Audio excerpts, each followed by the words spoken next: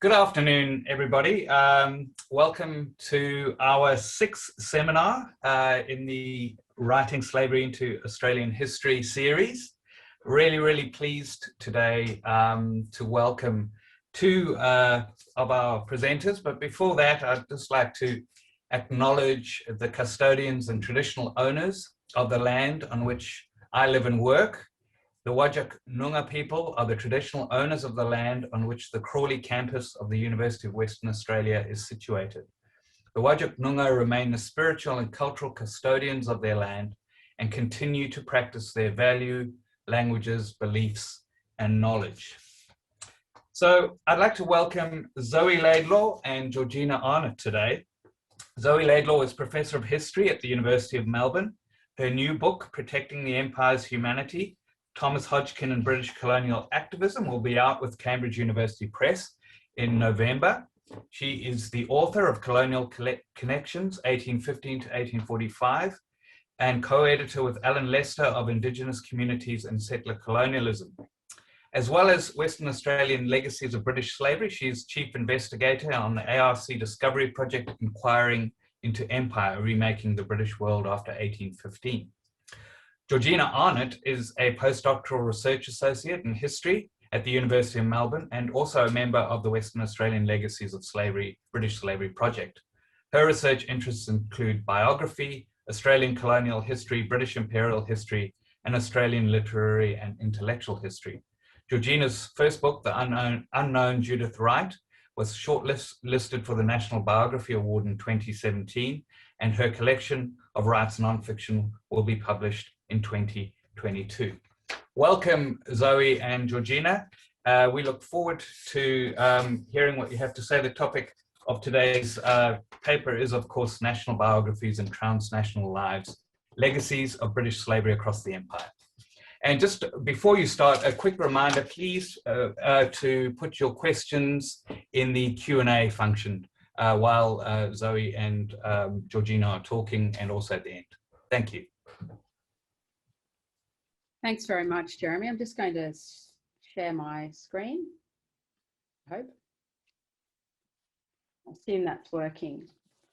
Thank you for that introduction. I'd also like to begin by acknowledging the Wurundjeri Willem people on whose lands in Melbourne Georgie and I are standing, and whose lands and sovereignty were never ceded. We'd like to pay our respects to their elders past and present.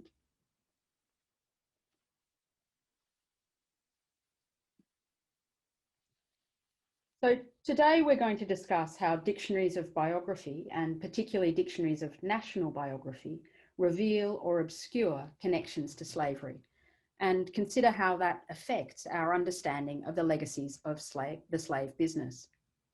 This series of seminars has highlighted how biographical approaches run through our project's explorations of the legacies of British slavery in Western Australia. One of our partners is my slide's not working. There we go. One of our partners is UCL's Legacies of British Slave Ownership project. Its digitisation of slave owners' compensation claims at the point of emancipation made our research not only possible, but also possible to imagine. The LBS database brings together government records with a wealth of contextual detail about compensation claimants. Another project partner is the National Centre for Biography at the ANU, and our project will contribute some new or revised biographies to the Australian Dictionary of Biography, and details of other individuals we're researching will appear in People Australia. Our focus on biographical approaches doesn't simply reflect the fact that lives of individual slaveholders, if not those they enslaved, are central to the LBS database. Tracing the trajectories that link the slave business to settler colonialism highlights the multitude and diversity of these connections. Some are substantial, many others are less profound. But together, these bundled connections reveal the slave business as woven into Britain's national history and also shaping many facets of settler colonialism. They highlight links between multiple imperial sites, not just slave and settler colonies, but also India, the Pacific Islands, and Britain. They help us map, for example, shifts over time and across the empire from chattel slavery to other forms of indentured labour. Our biographical approach also underscores the importance of family. While slavery sought to destroy familial relationships, the familial relationships of those who were enslaved, the profits from slavery flowed out through family networks to siblings, in-laws and cousins, and down the generations via inheritance. Given this focus on multiple and interconnected lives, compilations and repositories of biographical data are central to our project. This paper reflects on the opportunities provided by dictionaries of biography and on their limitations.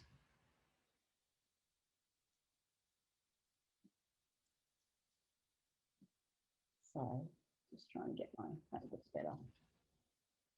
We're going to be discussing specifically the dictionaries, the national dictionaries of biography of Britain, Australia and New Zealand, but also the Dictionary of Western Australians. Our aim is to think critically about these dictionaries as sources. What in the digital age are their practical or technical limitations? What constraints as a genre do they have? As historians of the legacies of slavery, what questions should we be asking of dictionary projects that by drawing together accounts of numerous lives make an explicit or implicit claim to represent the nation? Georgina, Arnott and I have collaborated on this research and we're jointly presenting our findings today. I'll be offering some introductory thoughts and presenting our analysis of the Oxford Dictionary of National Biography and of the Dictionary of New Zealand Biography. And Georgina is going to then discuss the Dictionary of Western Australians and talk briefly about the Australian Dictionary of Biography in conclusion. Other scholars, including those intimately involved with dictionaries of national biography as editors, have carefully analysed the role and impact of these works, not least in the era of digitisation. And in particular, we've drawn on the contributions to Karen Fox's edited collection, True Biographies of Nations, Frank Bongiorno's 2019 reflection on the ADB, and Paul Arthur's work on digitisation. This scholarship underlines how seriously dictionaries take issues of diversity, revision, interpretation, and historical practice. But it also reveals the financial and sometimes political pressures that mean that change is slow and must be carefully considered. Dictionaries of national biography, this recent literature agrees, are prisms through which debates over identity, national, global, or even individual are refracted. That's a quote from Karen Fox. But they do more than this. The very act of refracting or redirecting our attention also shapes notions of national identity. Melanie Nolan describes the ADB, of which she is the general editor, as a national project, which should reflect upon the nation's foundational project. Doc Phillips enthused of the Dictionary of New Zealand Biography's digitisation. What had been purely a reference work, used only by historians to check biographical details, could become a tool for answering new questions, central to understanding a nation's history. A dictionary of biography might become the biography of a nation. These big claims entail big responsibilities. In particular, we need to be careful to avoid reinscribing national foundational projects, which were so often violent and discriminatory. In this vein, Bongiorno warns that for every day outdated entries remain available online, dictionaries of national biography are complicit in, quote, the perpetuation of past injustice in present consciousness. However, he also points to the impossibility of immediate and constant revision, not least in the light of the financial pressures that dictionaries face. Each of the dictionaries that we're discussing is responding to these challenges. All are addressing the legacy of outdated scholarship in articles now sometimes many decades old. All too have made a significant commitment to improving the diversity of the people they include by commissioning new articles. For example, the 21st century Oxford Dictionary of National Biography contains many more women, business and labour leaders, colonised subjects and Black Britons than its predecessor, the Dictionary of National Biography. This increased diversity results partly from a massive expansion of lives covered. In its final 1996 form, the DNB included 39,000 lives. All of these were revised for the 2004 launch of the new Oxford DNB, which included an additional 17,000 entries on publication. 17 years later, it's added a further 9,000 lives, bringing the total to about 64,000 individuals, with more added every month. Despite this growth, there are important caveats to Keith Thomas's 2004 speculation that one day Britain would, quote, have a database so vast that its claim to be a true national biography will be incontrovertible. Representational diversity and an openness to non-celebratory narratives do help reframe the view of a national past as conveyed by biographical dictionaries, but some problems are deep-seated. In December 2019, editor David Cannadine celebrated a newly published batch of Black British entries in the Oxford DNB. He identified 296 subjects of African heritage who appeared in the dictionary because of their significance to British history. That's slightly less than half of 1% of those 64,000 lives. Moreover, Stephen Niven's recent analysis of the African American national biography suggests that, as currently conceived, the very genre of national biography limits what can be achieved. The African American national biography was first published within the Oxford University Press stable in 2008. Among some 6,000 biographical entries, it includes 1,304 for subjects born before the 1865 abolition of slavery in the United States. The experience of Black people in the US in this period was overwhelmingly one of slavery. In 1865, more than 90% of Black people in the US were enslaved. Yet of the 1,300 individuals whose biographies Niven analysed, only half were born enslaved or experienced any enslavement during their lives. Fewer than 1 in 5 were female. Niven found that the African American national biography, in its very conception, an attempt to redress the lack of diversity in the American Dictionary of Biography, that it nevertheless overrepresents the powerful, the freeborn, the rebels, the literate, the published, the leaders, and those from certain regions of the US. Niven's analysis reminds us that while 21st century dictionaries of national biography may seek to represent or to mirror the diversity of a nation's population, it is necessarily the case that lives deemed remarkable, especially when viewed collectively, are seldom representative. David Cannadine has cautioned against seeing Britain's first dictionary of national biography as a classic instance of national self-regard, Victorian hero worship, British and patriotic veneration. Cannadine cites evidence of early editorial intent, but others are less persuaded. Philip Carter argues that by 1900, the British had a clear answer to the question, what was national biography for? And the answer was to facilitate national and historical comparisons that revealed the British to be the best and the late Victorian British to be the best of all. We might argue that the DNB, which deployed capacious and eclectic criteria about who to include, was not explicit about and could indeed eschew national pretensions precisely because these pretensions were hardwired. Not least, they pervaded editorial and authorial assumptions about the reasons for Imperial Britain's dominant global position. Today's Oxford DNB retains capacious selection criteria, and this helps make it a rich resource for scholars of imperial, colonial, or transnational history. But what work is done by such apparently expansive criteria? As Paul Arthur has explored, the Australian Dictionary of Biography aspired to representativeness as its guiding criteria. By contrast, the Oxford DNB uses the rather different historical noteworthiness and achievement and a loose geographical remit. Its 1990s editor, Colin Matthew, admitted that when commissioning entries on foreign or imperial subjects, his guiding principle was the extent to which an individual was, quote, known to Whitehall.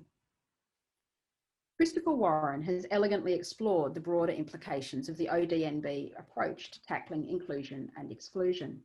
But Colin Matthews' remark is perhaps symptomatic of an enduring and widespread obliviousness within Britain to the global impact of empire on colonised people and settlers who considered themselves British.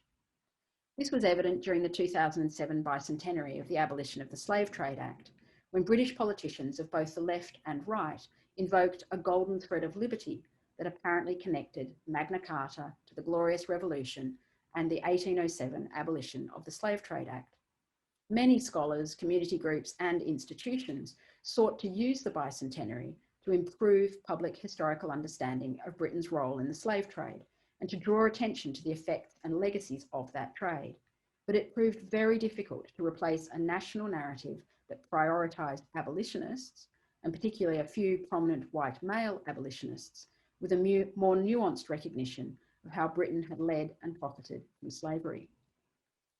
Back in 2007, the Oxford DNB was in its infancy, and only a few new entries reflected the bicentenary.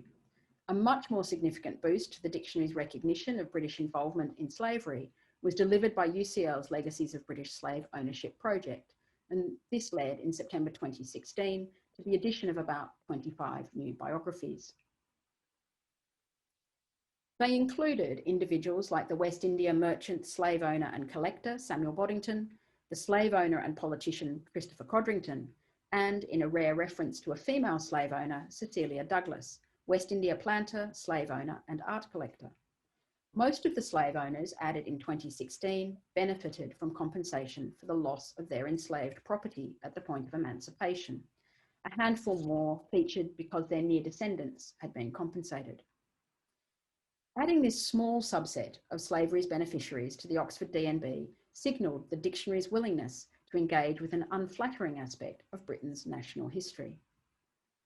Georgina and I see the dictionary's use of the occupational category slave owner as a small acknowledgement that Britain's imperial past benefited particular sections of British society, whilst being immensely damaging for those enslaved. The 2016 editions, however, marked only the very beginning of a process that needs to be considerably more substantial and substantive. And this becomes more apparent when we consider how novel the 2016 articles were, and indeed how novel their presentation was within the wider dictionary. So what do I mean by this? The complete Oxford DNB is an online resource. Some users, of course, approach it with a particular individual in mind, but others use its search facilities to identify groups with something in common. Currently, users are offered 18 search fields. These include the dictionary's full text, but extend, for example, to article title, occupation, geographical locations, archival sources, and wealth.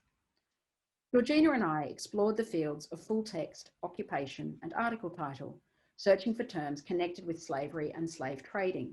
So slave, slavery, slave owner, slave trader, but also planter, plantation, and abolitionist.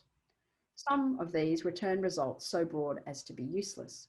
Moreover, given our limited resources, results from full text searches are typically too numerous to be more than suggestive. However, focusing on occupations and article titles, commonly used and important if crude fields, reveals how the dictionary is grappling with Britain's historical involvement in slavery. It turns out that the 2016 use of the term slave owner as either occupational category or in an article's title marked quite a new era for the Oxford DNB. Almost every LBS entry very clearly identified its subject as, indeed, a slave owner. But these were not the first slave owners to have biographical articles in the dictionary. They were simply the first entries to consistently highlight the profits of slavery. Indeed, only 3 individuals had been explicitly identified as slave owners before 2016. Instead, we found that 56 biographical entries, which predate the LBS editions of 2016, use the more euphemistic occupation of planter. Of these, we think 51, over 90%, were also slave owners. Their status is revealed in the full text of 43 of the articles, which also include the term slave. In another 8 cases, context suggests the subjects were most likely slave owners, although their biographical entries are quite coy about this. Searching for the occupation slave trader brings up 8 biographies, 7 of which predate the LBS contributions of 2016. Finally, we also searched for the term slavery and found that it featured in the title of 52 Oxford DNB articles. But 49 of those 52 articles focus on individuals who are notable because of their opposition to slavery. Historians, including Catherine Hall and Richard Hussey, have explored the insistent self-portrayal of Britain as an anti-slavery nation from the 1830s on. They've shown that this self-conception worked to obscure both Britain's long history of slavery and slave trading before emancipation, but also the subsequent widespread imperial use of coerced labour later. This is the narrative that it was so difficult to displace from public and political consciousness in 2007. Our brief look at the Oxford DNB suggests that structures of knowledge and practices of national memorialisation continue to encourage this perspective of an anti-slavery nation.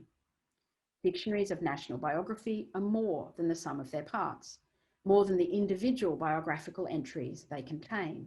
Their structures, search facilities, and conventions about terminology all affect the version of the national past that they convey. The Oxford DNB has begun the process of foregrounding Britain's involvement in the slavery business. In part, this is a response to the LBS project, but it's also noteworthy that the article on Black Lives in the Oxford DNB, which does include a section on slavery and abolition, was only published in October 2019 before being updated in the wake of 2020's Black Lives Matter protests. Progress is not guaranteed. Arrayed against those who advocate a more open reassessment of Britain's national myths and history are those currently targeting the UK's National Trust for exploring its links to empire and ushering punitive legislation through the UK Parliament for any damage or defacement of historic statues, plaques, or other monuments. So just to recap, despite the work of the LBS team and despite the fact that Britain's involvement with Atlantic slavery and the slave trade extended over 250 years, while the campaigns against them lasted little more than 50, the Oxford DNB clearly identifies twice as many abolitionists as it does slave owners. As Warren has remarked, the ODNB in aggregate speaks with a double voice. What about the dictionaries of national biography that serve settler colonial societies? Those we've considered are ever more conscious of their responsibility to reflect violent foundational histories and the enduring legacies of those foundations. But as we examine the legacies of slavery in those same settler societies, we find dictionaries of national biographies have limits when it comes to exploring national histories within an imperial or transnational framework. Some barriers, admittedly, might be relatively easily dismantled. For example, Tiara, the Encyclopedia of New Zealand, which now incorporates the online Dictionary of New Zealand Biography, commits to offering, quote, a comprehensive guide to the country's peoples, natural environment, history, culture, economy, institutions, and society. Its entries offer an enviable ratio of Indigenous individuals to settler colonisers. However, Tiara's contextual article on Empire and Commonwealth largely eschews intra-imperial connections beyond New Zealand soldiers' overseas service and Dominion solidarity. Thus, slavery, Empire in India, and the British colonisation of New Zealand are each treated as quite distinct episodes and processes. But even allowing for greater contextual acknowledgement of imperial or transnational connections, dictionaries of national biography are of limited use for highlighting the movement of influence or wealth across the empire. Their entries necessarily focus on selected individual lives, and these selections reflect individuals' significance to, or representational value for, the nation. Entries are constrained in terms of length, and at best, and even where relevant evidence exists, they provide limited insights into the intergenerational transmission of wealth or the ways power and wealth were conveyed through complex family relationships. As previous papers in this series have shown, we use genealogists' work to help overcome both constraints of selectivity and length. Complicated, transnational and multi-generational genealogical trees are often suggestive of a family's connections with the slave business, especially if they include the certified location of births, marriages and deaths. Genealogists aspire to a comprehensive knowledge of a family's lineage, even while sometimes prioritising well-known individuals. That said, many families are never mapped, while the sheer volume of genealogical research and the variable qualifications and aims of its practitioners mean accuracy is never guaranteed. The Legacies of British Slave Ownership database, the inspiration for much of our current research, has been especially useful to us because its architecture makes it possible to trace not just individual claims, successful, unsuccessful, and contested, but also, in many cases, the family connections of those who were involved. Biographical information, drawn from a wide range of resources, therefore complements the official record. As the LBS project has expanded from its original remit, Its chronological coverage has also extended back from the moment of emancipation. It now provides ever richer histories, for example, of particular plantations in the British Caribbean. Our project team is experimenting with toggling between these various sources, dictionaries of biography, genealogical sites, the LBS database, to build a more comprehensive picture of families who benefited from the slave business and then transferred themselves, their descendants, their preconceptions, or their wealth to Britain's Antipodean colonies of settlement. In the paper's remainder, we're going to reflect on what our findings from this back and forth research suggest about the genre of dictionaries of national or subnational biography. I'm going to discuss the Dictionary of New Zealand Biography, and then Georgina will turn to the Dictionary of Western Australians.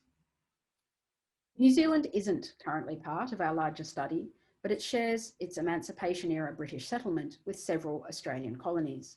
It also possesses a more tractable biographical dictionary with only about 3,000 biographies. So with 3,000 biographies, the DNZB is a tenth of the size of its Australian counterpart. Importantly, it's digitised with some useful search functionality. As a case study, it raises questions that pertain also to Australia. We searched the DNZB for evidence of connection with chattel slavery and compared the results to a search for New Zealand in the LBS database. This process revealed both patterns of connection between settler colonies in New Zealand and the slave business and constraints on dictionaries of national biography as a source. So searching within the full text of the DNZB for terms with the roots planter and slave led to a limited pool of individuals with connections to Atlantic slavery and numerous dead ends.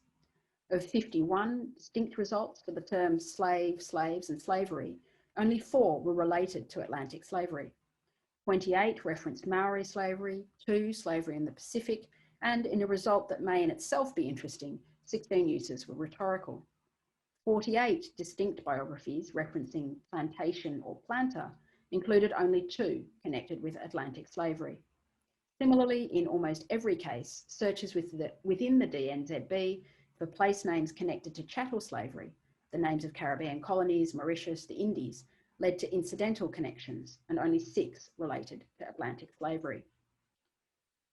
One of these, at least, was an emancipated slave, David McNeish, who inherited wealth from his slave-owning father before emigrating to South Australia and then in 1840 New Zealand, where he married a Maori woman, Tiani, at Waingaroa. More common are politicians, officers, naval officials and soldiers who benefited from or were embedded within the business of slavery. These include New Zealand's first governor, William Hobson, pictured here, whose trajectory within the Royal Navy and indirect profit from the slave business as a result looks not dissimilar to that of James Stirling, who Georgina discussed a fortnight ago. Hobson's wife, Eliza Elliot, was the daughter of a Scots West India merchant. Major General Charles Gould, who was the most senior military figure in New Zealand from 1846 to 1860, had served in British Guiana and the Caribbean between 1830 and 37. So that's the years, of course, immediately surrounding emancipation. The DNZB reveals others as having connections to the slave business at a remove of 1 generation. The father of Otago politician and landholder Mackay Scobie Mackenzie made his fortune in British Guiana, although most of it had been lost before emancipation. The connection to British Guiana of well-known early newspaper editor and land speculator Samuel Martin appears as a footnote in his DNZB entry. Having left New Zealand in 1844, Martin was appointed as a magistrate in British Guiana, but he died within 3 months of his arrival in 1848. What's interesting is that Martin presumably chose British Guiana because his brother Nicol was a well-established doctor and politician there. As the LBS reveals, but not the DNZB, Nicol had received compensation for his emancipated slaves. As this sketch suggests, the DNZB details a small number of interesting connections to pre-emancipation chattel slavery, in the order perhaps of a dozen individuals. But how representative are these individuals of New Zealand settlers more generally? And are there individuals who have DNZB entries, but whose connection to Atlantic slavery has been overlooked in them? The LBS database yields 131 records mentioning New Zealand, and these relate to 45 distinct individuals. Some of these connections are incidental. A portrait of one man hangs in a New Zealand gallery, but 35 are more substantial, and these in turn represent 28 distinct families. Only 3 of these individuals have entries in the DNZB. Mary Ann Barker's colonial careering, especially alongside her spouse Frederick Broome, is well known, and the DNZB does note that she was born in Jamaica. Alfred Domett was an early New Zealand settler, Commissioner of Crown Lands, politician, and finally Premier, if only briefly, during the Taranaki War. His DNZB entry mentions an 1830s visit to the West Indies, and it also records that his father Nathaniel was a ship owner.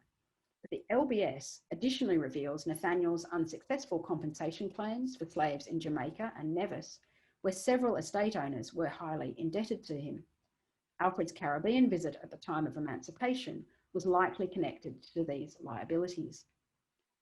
Churchill Julius, the Anglican Bishop of Christchurch, benefited from slavery at a greater remove. His DNZB entry mentions his respectable father Frederick, who was a surgeon in Surrey, but goes back no further. In fact, Frederick's respectability derived from wealth that he'd inherited from his grandfather, a significant St Kitts slave owner. By the time of Churchill's birth in 1847, the passage of generations had whitewashed this tainted inheritance, but not reduced its importance for the family's fortunes. Other evidence from the LBS database reinforces that the DNZB is limited to a distance of about 1 generation when documenting slave wealth.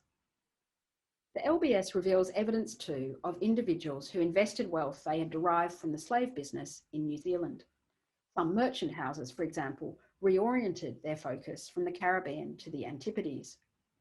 The most significant example so far identified is the UK firm Miles Kington & Co. After emancipation, it shifted focus from the West Indies to include Australia and New Zealand. Senior partners Philip John Miles and his nephew Thomas Kington derived tens of thousands of pounds from compensation claims, but it was members of the next generation who moved to Victoria and also New Zealand. The DNZB is not well placed to capture such connections, even when they're quite substantial, because the main players remained personally removed from New Zealand. Other individuals significant to New Zealand's colonisation are recognised in the LBS as recipients of substantial compensation, but not accorded an entry in the DNZB. Sir Samuel Osborne Gibbs is a good example. He was compensated more than £6,500 for nearly 300 enslaved people in Barbados and St Vincent before dissolving his Caribbean estates and eventually emigrating to New Zealand. There, Gibbs became one of the colony's most senior Freemasons, and he spent 8 years as well in the Legislative Council.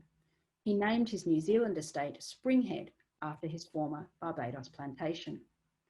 A similar story of early New Zealand colonists who acquired significant landed estates and entered colonial politics, all backed by money inherited from their slave-owning father, could be told of the brothers Robert Stokes Jr. and John Milbourne Stokes. And again, neither of these has a DNZB entry. Such disparities between the DNZB and the LBS reveal the limitations of dictionaries of national biography in revealing how the slave business helped found and form Australasia's settler colonies.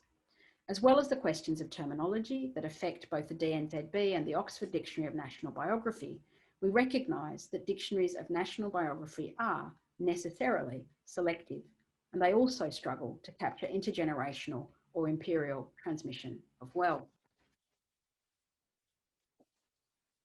Thank you. As Zoe has explained, the small and tractable DNZB has allowed us to test whether dictionaries of national biography can assist in tracking the influence of slavery in a settler colonial nation when used together with the LBS database. But our current project focuses on Western Australia, which has its own extensive dictionary of biography. I'm going to talk about how we are using it. The Dictionary of Western Australians was first published in 1979 to mark the 150th anniversary of the British settlement of Western Australia. Founder and local historian Rika Eriksson had anticipated that the commemorations would prompt Western Australians to ask what ship their ancestors had come on. Over 5 volumes, the DWA aimed to capture arrivals to the colony in the first 85 years of settlement in short, factually based list entries. The Dictionaries project spoke directly to an audience of settler family historians whose corrections were requested and incorporated into a subsequent edition. How that readership understood the past framed editorial decisions. Erickson explained that the decision to include convicts was not taken lightly, but represented a mark of respect. British arrival remained a crucial tethering point for the dictionary, even as the new bicentennial edition registered a much wider definition of Western Australian. From 1988, 10 volumes were published with the support of the Bicentennial Authority. The first 4 volumes represented an expanded and updated version of the 1979 iteration, charting non-Asian arrivals to the colony up to 1888.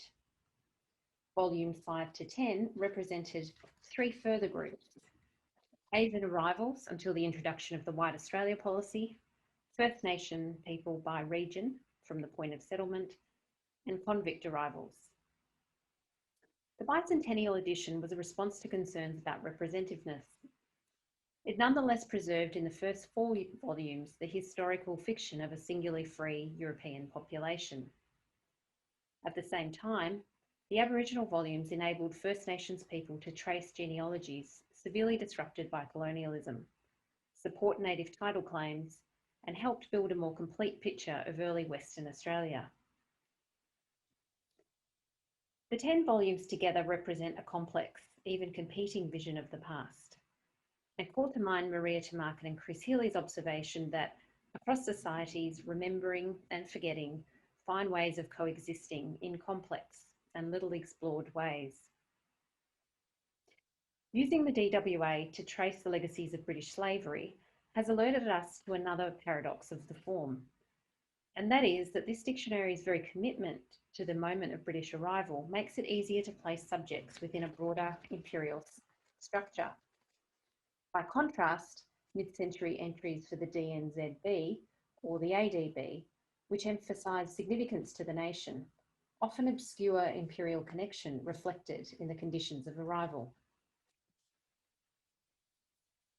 The DWA is concerned with establishing facts, accurate facts, including a settler's arrival date, ship name, point of departure, land grant, professional status, and immediate family members, translates into compressed, easily surveyable entries. Representing more than 30,000 individuals, the DWA offers a far more comprehensive coverage than most dictionaries of national biography. To illustrate how it is possible to triangulate between the DWA and other resources, here is one Western Australian connection to slavery revealed by a search for Western Australia in the LBS. The LBS database suggests that slave owner Peter Peggas's son, also named Peter Peggas, was born in Grenada and became a pioneering settler in Western Australia. Both the 1979 and the 1988 editions of the DWA confirm that the younger Peggas arrived in Western Australia in 1829. Together they show that he was an ex-Indian Army captain who was given land in the new colony, including 14,000 acres in the Avon Valley, and became a superintendent of the native tribes. The Avon connection is significant because, as Jeremy Martins explained 3 weeks ago, it was the site of extensive extrajudicial violence from the early 1830s. Here, the DWA has provided rich detail concerning the life of an Atlantic slave owner's son in other contested imperial sites. The DWA can also be used to help identify slave links, not just confirm them. The first 4 volumes of the DWA are now available via the Friends of Batty Library website. As you can see, entries, which have been scanned by hand, are divided into files according to surname. Entering the A and B files, representing almost 2,300 individuals, we search for terms to identify slave links.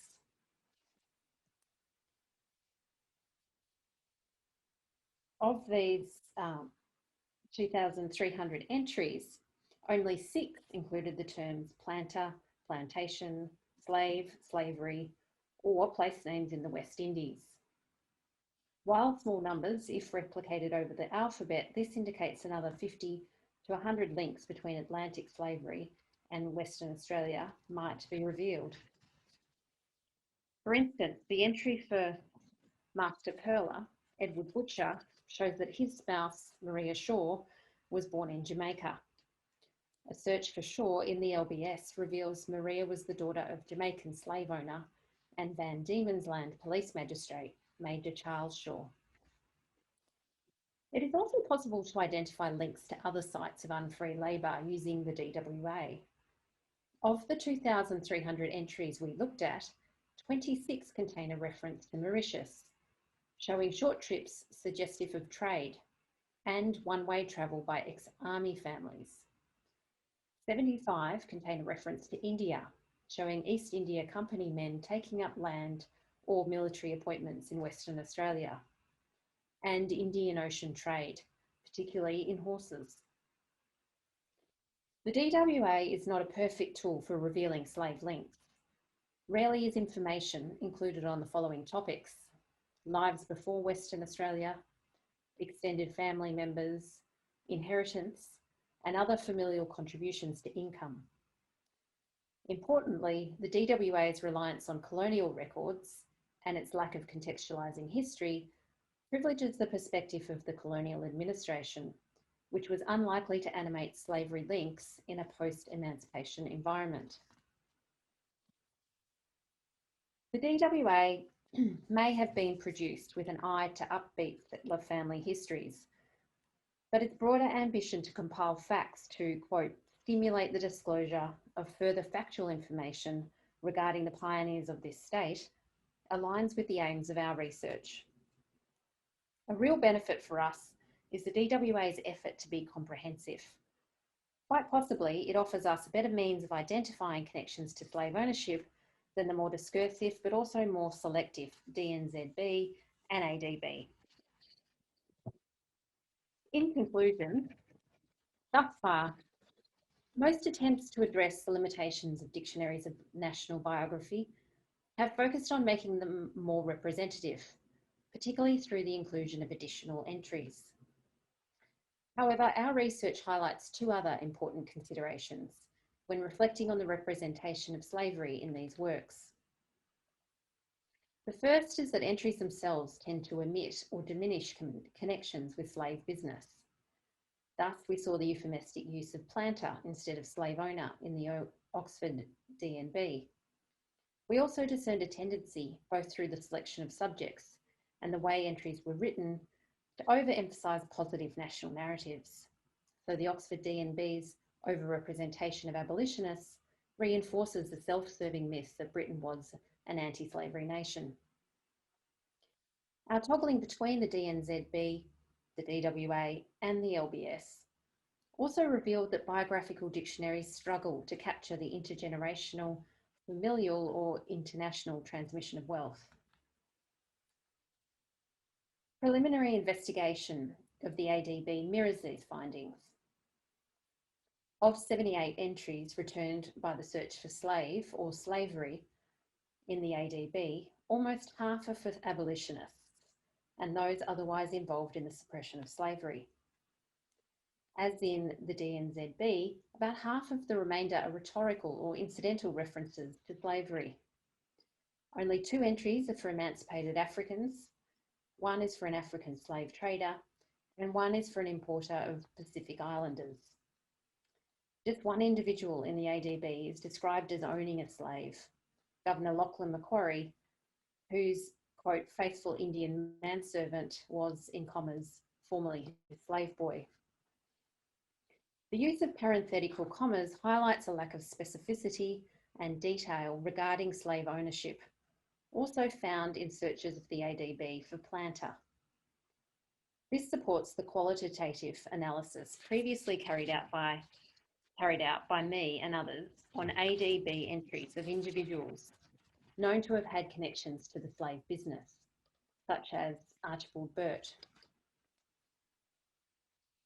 The second limitation of dictionaries of national biography, underscored by our research, is that many who benefited from slavery are not currently included in them at all. Moreover, they are unlikely ever to be included. Dictionaries of national biography will always remain selective. This means that repositories of factual biographical material that aim to be comprehensive rather than selective, like the LBS and the DWA, but also People Australia and the Tasmanian website Beyond the Pale, are invaluable in the effort to chart the myriad and cumulative ways that the slave business shaped Britain's settler colonies. This paper has highlighted dictionary features that might make things better. Collective biographies, contextual essays, hyperlinks, and a closer attention to and revision of terms describing occupations and sources of wealth would make slavery business more visible. The ADB already has a model for contextual essays, including hyperlinks to individuals. We hope a future essay will highlight our project's work on the slave business. Dictionaries of biography are enormous collaborative works, and editors and editorial boards face considerable practical and financial challenges when attempting to bring them in line with contemporary mainstream values, as the ADB describes its task. It may well be that dictionaries of biography will continue to both remember and forget, never articulating a cohesive vision of the past. Nonetheless, we should keep asking, what work can dictionaries of national biography do? What do they want to do? And how might we bring the two closer together? Thank you. Thank you so much, both of you, Zoe and Georgina, for a fascinating paper. I've already got a couple of questions. So the first is from Jan Richardson. Thanks for a great presentation. Have your investigations revealed any slaves or descendants of slaves rather than slave owners? Yes, a few. I referred to David McNeish, who's came up in the DNZB, and there's been a sprinkling of others, but One in the ADB. Yeah, one in the ADB. Not very many so far. Oh, thank you. I have a question. You mentioned, Georgie, just towards the end, the financial challenges faced by dictionaries of biography.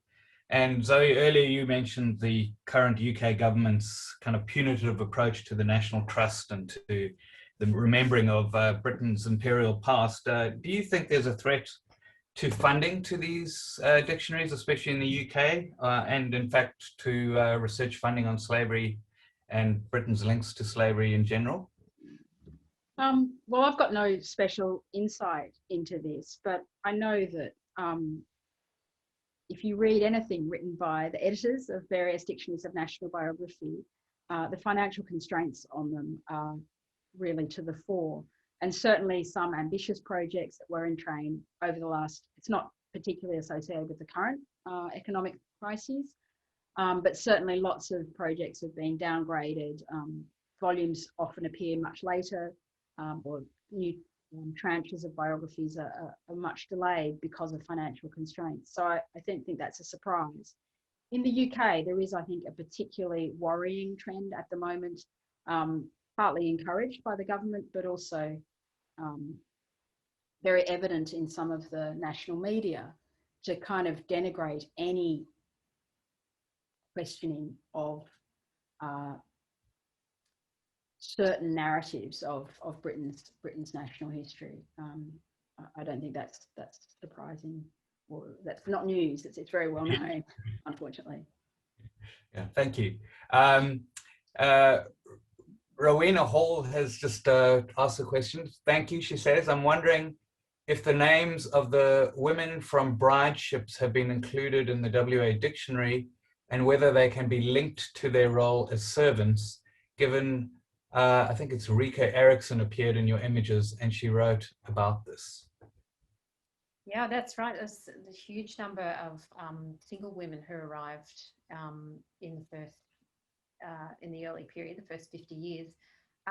in the Dictionary of Western Australians, its first edition anyway, just included women when they were single. Otherwise, they were included in the entries for their spouses.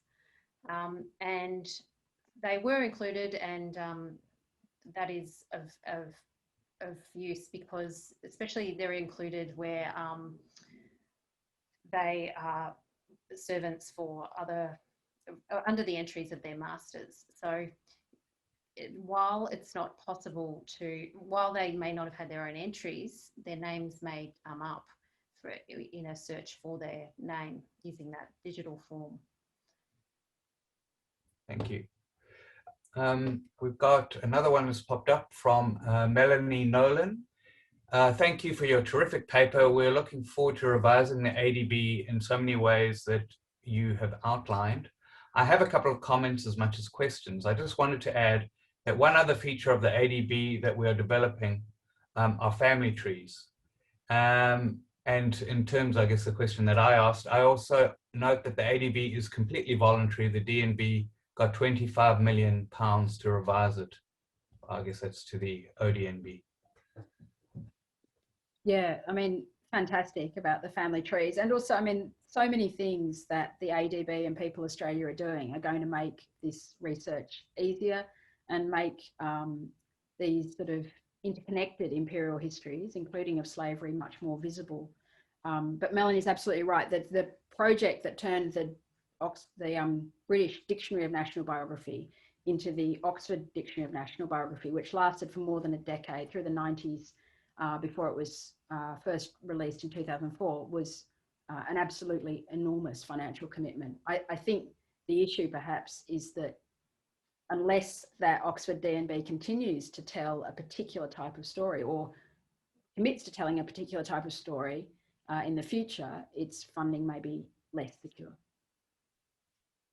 And just on that funding issue, I may not have made it clear, but the Dictionary of Western Australians, at least initially, was a volunteer project initiated by Rika Eriksson and using an army of volunteers. And it did get, so that was for the first 5 editions, and then it did get bicentennial authority funding for the editions that came out after 1988. But it also had funding from various other bodies. So one gets a sense that a lot of labour was probably expended on just getting the funding as well as actually constructing these massive works. Well, it'll be interesting to see with the bicentenary coming at the end of this decade, whether, you know, money can be corralled for, you know, further enhancements of the dictionary. It'll be interesting to see. I suppose it's going to take organisation though and energy. Margaret Allen just had a comment to say thanks very much, Zoe and Georgina, for a really great session. Are there any, oh no, hang on, there are lots more questions popping up. Sorry, this is my screen here. Malcolm Albrook, thanks indeed, Zoe and Georgina, great paper. In the LBS database, how can we identify slave owners who later went to Australia? Well, it's not, we search for Australia and any record of Australia will come up. Of course, there are people in the LBS who we know went to Australia, but are not recorded as such. So we can't search for what's not there. But what we found through preparing for this paper is that there's quite a lot of connections listed in the LBS for the Australian colonies and for New Zealand that don't appear. They're people who don't appear in our dictionaries of national biography. But yeah, it's reliant. Again, it's a project that's received funding from research councils in several tranches, but has relied hugely on volunteer labour and on family historians, both in Britain and in the Caribbean as well, contributing genealogical knowledge and links so that it can be made ever more comprehensive. It's an ongoing project. Yeah, I think last time I looked, when you search for Australia in the LBS, about 140 entries come up, but then that doesn't account for the entries that are just include the term Port Phillip, say, or Botany Bay. So it's a little bit, unfortunately, a little bit random. Usually we can't, if we come across somebody, then we look for them in the LBS and find it that way. Okay, I've got another question, this one from Pedro Machado. Hi, thanks. Is your work establishing connections, family or otherwise, between former Atlantic, Caribbean, or indeed Mauritius slavers and the unfree labor trades involved in pearl shell extraction? So that kind of fits in a bit to what Malcolm was talking about last time. Yeah, not what we've been doing for this paper, but within the broader project, absolutely, people are looking at that. And clearly, as some of the other papers in the series have shown, there are so many links with from families who'd been involved and implicated in the Atlantic slavery, or the world of Atlantic slavery, who then reinvest in industries that rely on coerced and unfree labour in the Australian colonies. And Peter Pegas, who I mentioned, is an example of that. He grew up, he was the son of a slave owner in Grenada and then became a master pearler in Western Australia. Amanda Nettlebeck, thanks Zoe and Georgie for your fascinating paper. Zoe, you mentioned how the searchers have thrown up quite a lot of rhetorical references to slavery. Could you expand on what sorts of rhetorical applications those were? Yeah, there's quite an intriguing variety. And when Georgie and I were discussing this the other day, when you've been looking for instances of connection to actual chattel slavery, they seem a little bit flippant, but people are enslaved to their spouses quite often, enslaved to political parties. What were some of the others? Well, there's quite a lot in the ADB. There's quite a few entries that are of unionists who have talked about white slavery, and especially in the post-emancipation environment, remarking on the fact that there's, well, also about convict transportation, and they talk about that as a form of white slavery. Yeah, so from the flippant to the profound, I suppose. Mary Black, thanks. That was a great presentation. Just a comment about how hard it is to get hold of the volumes of Dictionary of Western Australians on Indigenous people. I hope they can be digitised soon like the first volumes have been. Yeah, I agree. It would be brilliant.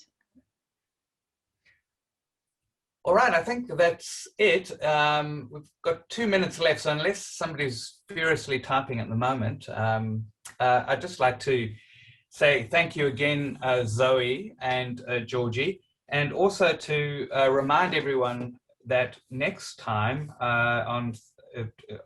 next week, I should say, we've got number 7 in the series, Exhibiting Slavery, and that's going to be presented by Paul Arthur and Isabel Smith from ECU. And I hope to see all of you again next time. And thanks again for a fantastic and stimulating discussion and presentation.